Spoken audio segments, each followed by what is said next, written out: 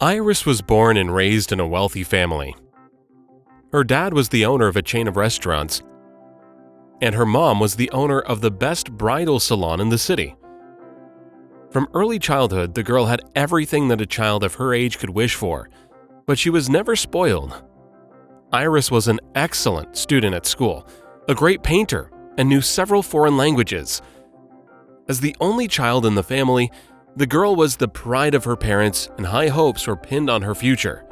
Iris studied architecture in college and dreamed of a successful career.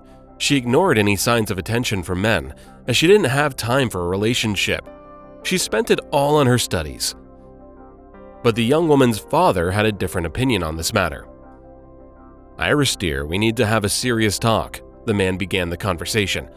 "Your mother and I aren't young anymore, and we would really like to get to see our grandchildren. I know that you don't feel like it's a priority, but it's time for you to think about starting a family."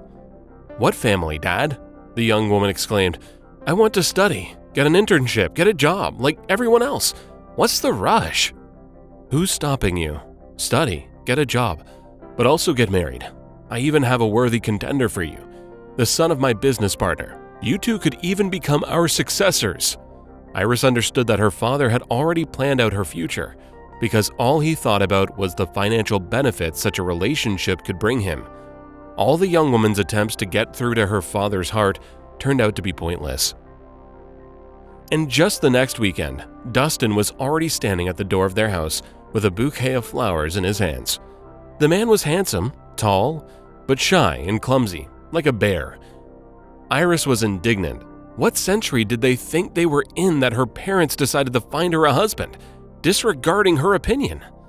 The woman was openly miserable because she didn't love Dustin. Even after several months of dating. Yes, sure, he was a good man, but her heart didn't care.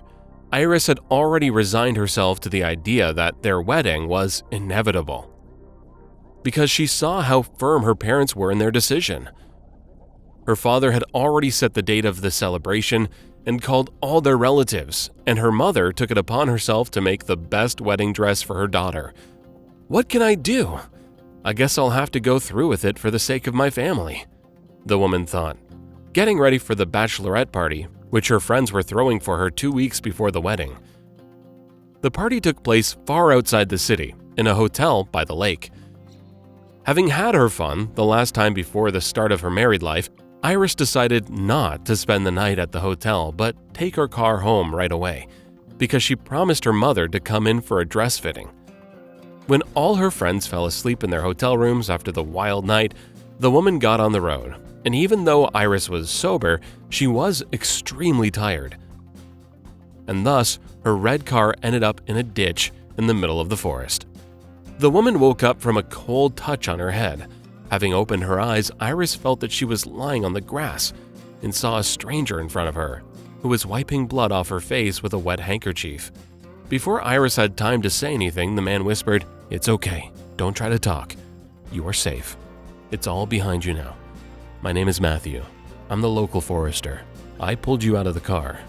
Iris was just about to ask the stranger something when there was a massive explosion. The woman was terrified when she looked at the fire and smoke, which swirled in a black cloud in the place of her car. "Luckily, we made it out on time," the man said. "Well, let's go to my house. We need to treat the wound on your forehead, or you'll get a huge bump." Iris didn't protest. She was in a state of shock, so she got into the stranger's car and sat silently in the back seat. The woman shuddered when Matthew stopped on their way and let a huge wolf into his car. The predator took his place by the man. "This is Duke, my friend. Don't be afraid," Matthew said with a smile, driving into his yard. "My name is Iris. Thank you for saving my life," the woman said timidly, grimacing in pain. The bump on her head was getting bloodier and was very painful. The country house smelled of fresh wood and warmth. Matthew made tea and started tending to the guest's wound. He cleaned the abrasions and applied an ointment. Meanwhile, the woman looked at the forester's house with interest. She felt very comfortable there. "Do you have a phone?" Iris suddenly asked, getting agitated. "I need to call my parents, and my phone burned down in the car." "Yes, of course," Matthew replied. We're modern people here in the village." The woman smiled and dialed her father's number. She told him about what had happened and asked him to pick her up, giving him the coordinates of her location. All day long, the young people drank tea and talked. There was obvious chemistry between them. It seemed as if they had known each other for all their lives. They started looking at each other in a special way, with tenderness, with incomprehensible longing, with love. When their hands touched accidentally, they froze and looked at each other in anticipation of a kiss. And only the gray wolf broke the silence with joyful whining. Tell me about yourself," Iris asked, timidly covering the blush on her cheeks with her hands. "Where did you get such an unusual friend? I never could have imagined that I would come face to face with a predator one day. But he's behaving just like a dog, so cute, playful, and not at all aggressive." The man patted Duke behind the ear and began his story. "I was raised by my grandfather since my parents died when I was 3 years old. Ever since I was little, I lived in the countryside. My grandfather worked as a forester and went on rounds of the forest every day, taking care of the territory entrusted to him. He often brought me along. I remember how an entire world opened up in front of me in a forest grove. There was a secret under every bush and a surprise behind every tree. My grandfather taught me a lot. He died when I was 21 years old, and after his death, I decided to return to the village and follow his path. I have always considered this a dream job because I have long fallen in love with local nature and its inhabitants. True freedom and solitude can only be obtained in places where humans rarely set their foot. One day, as I was doing my rounds, I heard an animal whining. Having come closer, I saw a wolf pup near his mother's lifeless body. The she-wolf had been shot. My heart couldn't take it. I hate people who kill animals just for fun. I looked at the defenseless wolf pup and picked him up. The pup buried its wet nose in my jacket, curling up into a ball. That's how we ended up in my house. Fortunately, my grandfather's house was located a bit away from everyone else in the village, so the neighbors didn't care what was happening there. Duke settled in, fattened up, and behaved just like an ordinary dog. Ever since then, we have always been together, and every time I go into the forest, the wolf comes with me. You may not believe it, but it's thanks to his instinct that I managed to save you. Early that morning, we took my car to one of the more remote areas of the forest. Having parked near the bridge, we continued on foot. I immediately smelled something burning, and my loyal friend quickly determined the direction the smell was coming from. Duke became noticeably nervous. He started rushing forward, so I followed him. After about 20 minutes of fast walking, we reached one of the roads, and I was speechless. There was an overturned car in the ditch. Well, you know the rest. Thick smoke was coming from under the hood of the car, and I realized that the flame could break out. So I quickly unfastened your seatbelt and dragged you to a safe place. Fortunately, you were alive. And now, you're in my house, with me and my wolf. Maybe that's fate. Matthew had just finished his story when someone knocked on the door. Iris's father came to get his daughter. The man thanked the forester, offering him a handful of bills, but Matthew flatly refused to take his money. He felt very sad letting Iris go. Having returned home, the woman couldn't find a place for herself. She missed Matthew and his gray friend. Iris realized that she had fallen in love, and this feeling captivated her mind and heart. But what about my fiancé and the wedding?